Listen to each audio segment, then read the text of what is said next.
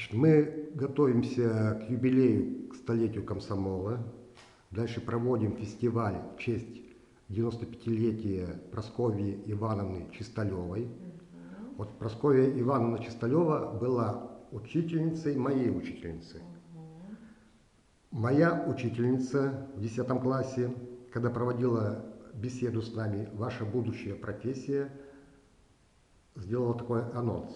Я была влюблена, я выбрала профессию учителя, потому что была влюблена в Прасковью Ивановну Чисталеву.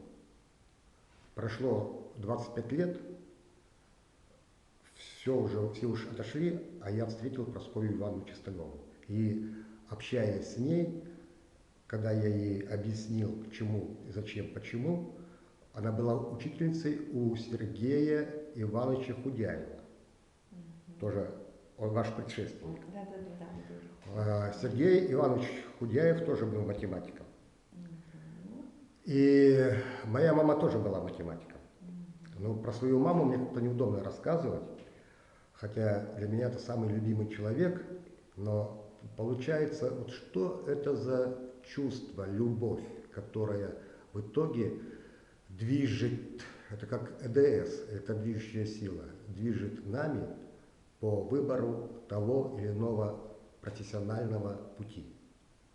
И уже здесь, исходя из третьего закона Ньютона, получается следующее, что идет отображение наших учителей. Мне кажется, наверное, нет смысла концентрироваться на понятии «любовь». Мы говорим о любимом учителе, а это немножко уже другое. Да? Ведь мы говорим не о любимом человеке, мы говорим о том, кто нас научил, и вот создалась какая-то привязанность именно к этому учителю. Когда есть привязанность, мы уже и говорим о том, что это любимый учитель. А поскольку мы получаем в этой жизни разное образование, в начальной школе, конечно, первая учительница – это любимый учитель. В средней школе любимый предмет, как правило, совпадает с любимым учителем. В университете, в высшей школе, или когда мы получаем профессию осваиваем, там, понятно, уже профессиональный, да? Он уже профессионально любимый, да, с этой точки зрения. То есть в каждом этапе есть свой любимый учитель, который, как учитель, ему удалось привить, удалось создать такие для тебя условия, чтобы ты сделал открытие в себе.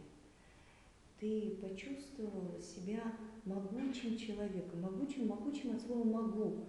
Ведь именно этим, да, вот именно этим человек начинает благодарить своего учителя не за то, что он красиво рассказывает или там красиво что-то делает, а за то, что он создает условия, при котором учащийся для себя делает открытие, продвигается, он встает на другую ступеньку. Именно тогда он становится любимым учителем, потому что о нем и хочется вспоминать, и хочется говорить.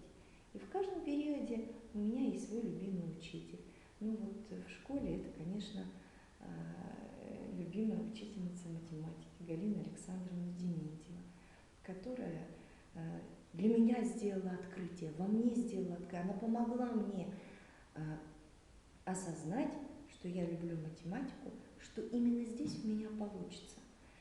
В университете любимый преподаватель, доцент, затем он стал профессором, Зель Эрнст Оттович, преподававший математический анализ с изяществом, да, которое присуще в предельном переходе.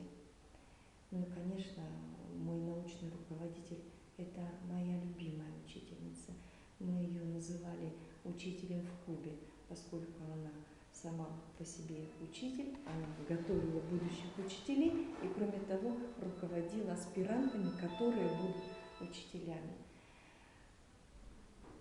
Как хорошо, когда можно вспомнить своих любимых учителей и сказать им слова благодарности, то, что они были в моей жизни, за то, что они дали мне эту возможность